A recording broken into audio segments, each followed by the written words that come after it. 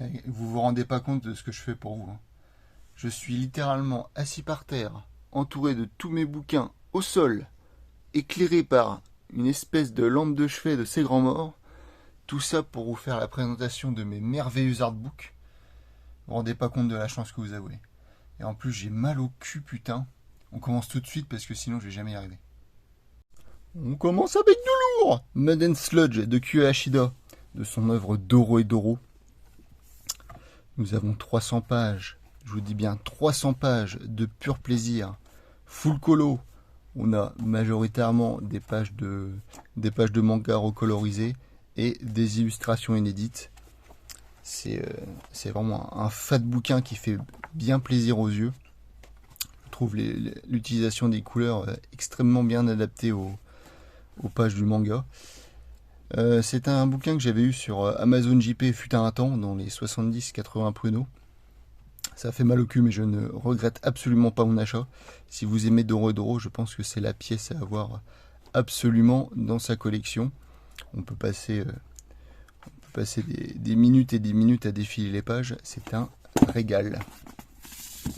Ensuite, un truc un peu plus courant que je pense pas mal de monde ont, c'est Full Metal Alchemist, donc de Hiromu Arakawa, l'artbook qui est paru chez Kurokawa, leur collection Kuropop, je sais pas si c'est un truc à part ou pas. Bon, ça, vous connaissez, je pense que c'est encore disponible, je vais pas trop tergiverser là-dessus. FMA, très bonne série. Là, ça fait plaisir d'avoir des grandes illustrations quand même.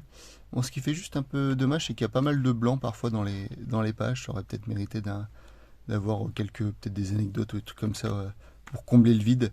Mais bon, là, c'est tortillé du cul pour chier droit, on va dire. Ensuite, pièce un peu plus singulière, nous avons l'artbook Now de Yusuke Nakamura. Donc vous allez me dire, mais Zoulouf, c'est qui ce con, on s'en fout.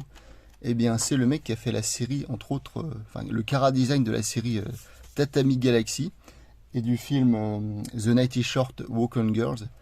Donc Tatami Galaxy, c'est une de mes séries d'animation préférées, avec ces personnages aux traits extrêmement singuliers. Donc quand j'avais vu cet artbook, je ne pouvais que sauter dessus. Et vous remarquez que les personnages féminins se ressemblent extrêmement. C'est vraiment troublant. Je ne sais pas si c'est dessiné que ce faciès, mais en tout cas, voilà, c'était juste la petite anecdote. Ensuite, l'artbook Mononoke dans la collection Blaze, pardon, de Shigeru Mizuki. Donc aux éditions Cornelius. Donc nous avons à chaque page un différent yokai, généralement couleur ou pas, on s'en fout, dans son environnement, avec un petit comique de situation à chaque fois. Et donc on a les numéros des pages et tout à la fin, on a l'explication de tous les yokai, avec généralement une petite anecdote. C'est vraiment sympa, de temps en temps, j'aime bien me l'ouvrir et aller regarder les différentes petites histoires. C'est sympathique et en plus le trait je le trouve vraiment bien chiadé, enfin surtout les fonds, je trouve qu'ils sont extrêmement bien faits. Les personnages dénotent bien dans cet univers, j'aime beaucoup. Ensuite, nous avons Twisted Vision, donc là c'est la version Viz Media, donc la version anglaise, américaine, je ne sais plus, donc en hardcover, hein.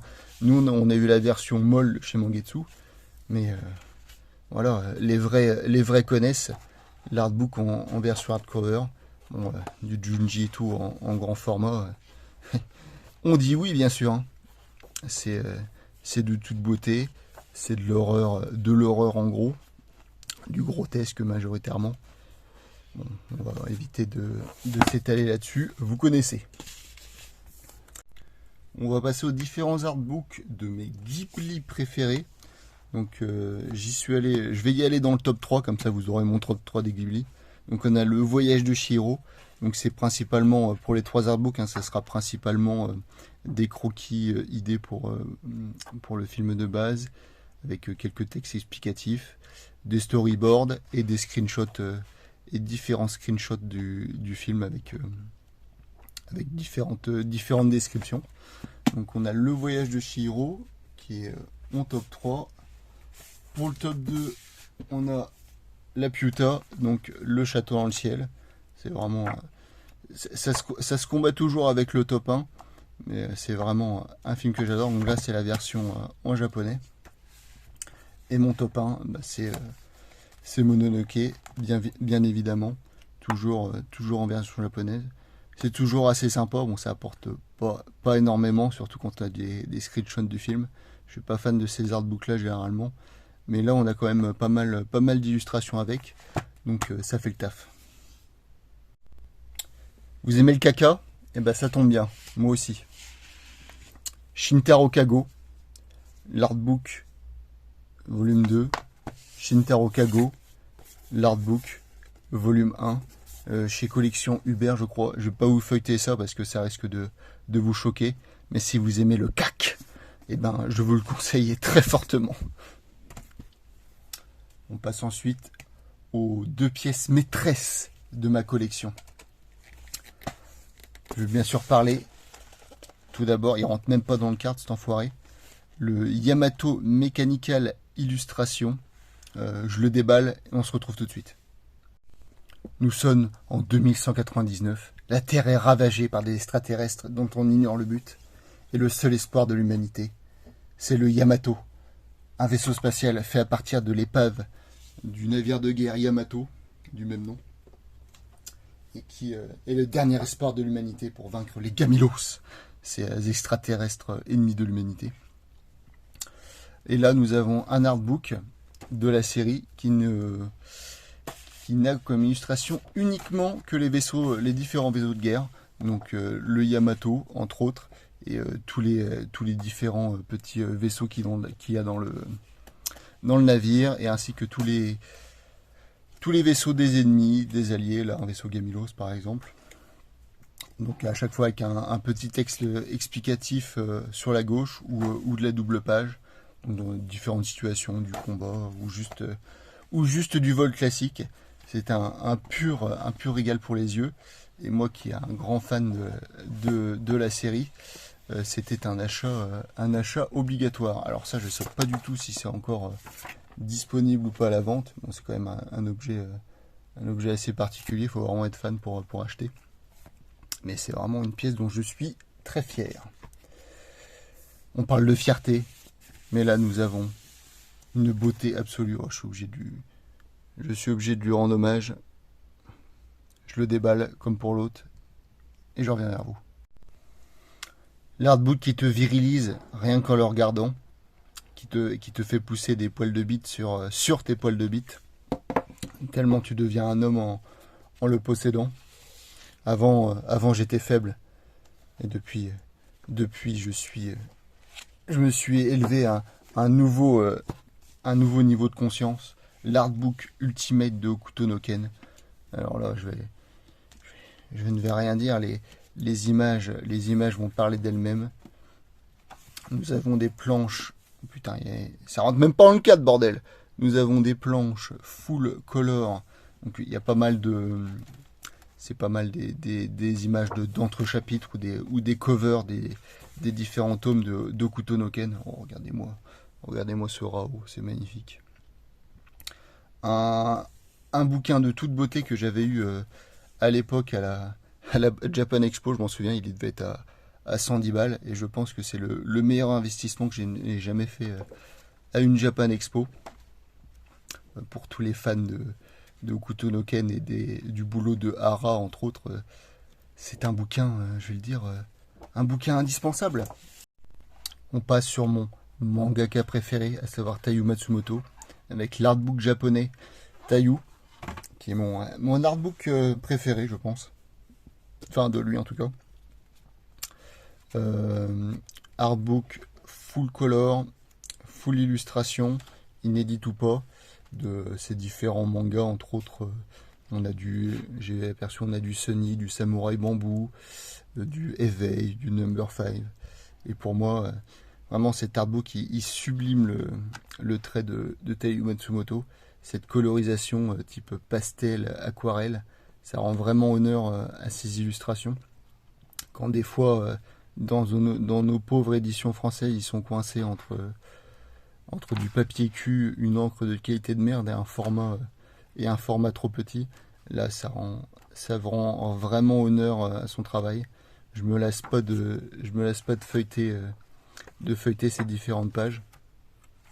Je sais plus où, mais j'avais vu. Voilà, ça c'est ma double page préférée de mon manga préféré. C'est de toute beauté. Un artbook à vous procurer d'urgence si vous avez l'occasion. Une extrêmement belle pièce. Toujours Taiyo Matsumoto, mais c'est principalement ses œuvres les plus anciennes, à savoir Amer Béton, Gogo Monster, Le rêve de mon père. On a les artbooks 100 et 101 que j'ai obtenus il n'y a pas si longtemps que ça. Les artbooks un peu plus durs en hardcover, mais qui font vraiment le taf. Ils doivent être assez anciens parce que ils sentent le vieux livre. C'est une expérience formidable pour moi. Dès que je les ai eus, depuis le temps que je les cherchais, ça m'a fait un bien fou de les posséder enfin. On passe aux différents catalogues d'exposition du Festival de la BD de l'Angoulême. Bon, j'ai pas tergiversé dessus. On a celui de Taiyo Matsumoto, évidemment. Donc dedans, c'est un récap de l'exposition qu'il y avait avec toutes les illustrations et les petites recherches qui étaient faites avec des anecdotes principalement sur les années ou sur un thème bien précis. Ici, c'était pour Taiyo Matsumoto, c'était principalement le thème de l'enfance. Ensuite, nous avions une autre année l'exposition de Shigeru Mizuki, donc celui qui a fait entre autres Kitaro le repoussant et de l'artbook Mononoke que je vous ai montré tout à l'heure. Donc c'est pareil, hein. C'est les différentes illustrations qui étaient exposées avec des petits textes explicatifs. Ensuite, nous avons Yoshiharu Tsuge, Être sans exister, le maître un peu du Gekiga en France, hein, chez Cornelius, avec ses différentes œuvres. Le Marais, La Vis, La jeunesse de Yoshio, etc. Typé un peu plus vieux. On a pas mal de planches originales expliquées. Le ton ancien des pages, j'aime beaucoup avec toutes les petites ratures, toutes les petites corrections. J'aime bien, ça rend l'expérience très authentique. Ensuite, nous avons Les 6 voyages de Philippe Dourier, donc un des pionniers du magazine Métal Hurlant à l'époque, célèbre magazine de SF, et une de ses BD les plus connues étant La Nuit entre autres, et les différents voyages de Lone Sloan. Voilà, c'est un... Voilà, attendez, hop, on va essayer de rendre honneur à son dessin. Hop. Il a un dessin très singulier, extrêmement nerveux, extrêmement grave et dense et saturé en détails. Moi en tout cas, j'aime beaucoup. Et pour finir, attendez, je pousse parce qu'on voit plus rien. Et pour finir, le Accord perdu de Ryuichi Ikegami. Donc ça, c'était celui de cette année avec celui de Philippe Dourier. Donc celui qui a fait entre autres le seul truc que j'ai lu de lui, c'est pour l'instant, c'est Sanctuary. Et je dois avouer que j'aime beaucoup. Je sens que dès que Sanctuary va être fini, je vais essayer de me mettre à m'intéresser beaucoup plus près à cet auteur et à me procurer beaucoup d'œuvres, notamment Crying Freeman. Je ne sais pas s'il n'y avait pas une réédition qui était annoncée. En tout cas, moi, je sauterai dessus à la moindre occasion. Regardez-moi ce petit cul en plus. Bon, là, je vous ai montré que le niveau, mais il va falloir baisser un peu le niveau. C'est parti pour l'arnaque un peu de chez Glénat. Les différents Color Walk de la série One Piece, bien évidemment. Donc à chaque fois, c'est découpé en différents arcs. Enfin, chaque bouquin reprend une certaine période du manga. Bon, il n'y a rien d'exceptionnel, hein. C'est des doubles pages couleurs avec des illustrations d'entre chapitres majoritairement. Ou ça peut arriver aussi qu'il y ait des covers. Bon, rien d'exceptionnel à ce niveau-là. Je pense que vous connaissez tous, et vous connaissez tous aussi le prix pour l'édition que c'est. Ça fait un peu mal au derche. C'est parti pour l'artbook de l'ère des cristaux au Land of the Lustrous. Very good English. Ça s'appelle comment? Pseudomorph of Love. Ouh, c'est de toute beauté. Donc les cristaux, on suit ces gemmes, enfin ces différents personnages androgynes qui ont chacun les particularités de dureté et les particularités des différentes gemmes qu'ils représentent, donc que ce soit le diamant, le cristal, l'adamantine, etc. Et, ces méchants lunaires qui viennent sur Terre pour essayer de les tuer et de s'en faire des parures. Vraiment un anime excellent, un manga excellent pareil, au trait extrêmement singulier. Là on a pas mal de passages de storyboard de l'anime et aussi des passages du manga. Je trouve ça, c'est un artbook que j'aime beaucoup feuilleter et j'aime beaucoup le trait de l'auteur. On passe à l'artbook de Blame and So On. Donc là, regardez, Planète Manga. Et oui, c'est pas l'édition française qui est sortie il n'y a pas si longtemps que ça. Ça, c'est un bouquin que j'avais eu à Japan Expo dans un coin de boui-boui. Et en fait, c'est la version espagnole, si je dis pas de bêtises. Et j'avais dû l'avoir pour 15 balles. Et à l'époque, j'étais extrêmement content de l'avoir eu. Moi, je le suis toujours d'ailleurs. Il n'y a pas tellement de texte, ça importe très peu que je l'ai en français ou pas. Donc ça, c'est un peu honteux par contre. Là, par contre, c'est honteux, je ne comprends pas, je ne bite pas un mot. Mais c'est un bouquin que j'étais très content d'avoir eu à l'époque, surtout pour le prix auquel je l'ai eu. L'artbook de Sunken Frog, ça c'était un des premiers artbooks que j'avais eu. Enfin, les trois prochains, là, c'est les premiers artbooks, donc le niveau était pas très haut, c'était du truc souple. Bon, Sunken Frog, moi j'aime bien. Est-ce que c'est vraiment utile? Est-ce que c'est vraiment utile d'avoir le... Bonjour madame. Est-ce que c'est vraiment utile d'avoir le... Eh ben dis donc, et ils arrêtent pas de me couper ces demoiselles là. Oulala. Est-ce que c'est vraiment utile d'avoir l'artbook? Pas vraiment, je pense. Oh là putain. Oh là, oh là, oh là, oh là. Eh ben allez, on passe à la suite parce que là ça devient scandaleux. Ensuite, on a un petit... Oh, il y a une carte dedans. Un petit artbook d'Evangelion, de la série animée. Bon là c'est artbook, enfin carabook, donc avec les descriptions des différents épisodes, des Eva, des personnages. C'est pas vraiment un artbook, c'est plus un databook. Voilà, j'avais perdu le mot. Ça c'était à l'époque où je pensais que c'était une bonne idée d'acheter tout ce qui avait un rapport avec ce que je regardais ou je lisais. Et bon, à côté de l'autre artbook de chez Kurokawa, celui-là il fait tout tristoun. En plus c'est que les premières années de Full Metal. Bon bah le petit artbook, bon il fait toujours plaisir à voir, mais c'est pas une pièce que tu montes fièrement dans ta collection quoi. Comme je le disais, pour moi l'important pour un artbook déjà c'est que l'objet soit beau, l'objet puisse être exposé, que j'ai un plaisir à le prendre, à le feuilleter, à le lire. Ça, c'est l'élément principal qui est pour moi d'un artbook. Ça doit compléter l'œuvre. C'est ça qui est très important. Voilà. C'était la petite collection d'artbooks. Il y en a 2 ou 3 où je les sors pas parce que j'estime qu'il n'est pas forcément nécessaire de vous les montrer. On va dire décemment parlant. Si vous m'avez compris. Bon, on se retrouve la semaine prochaine pour la vidéo achat manga.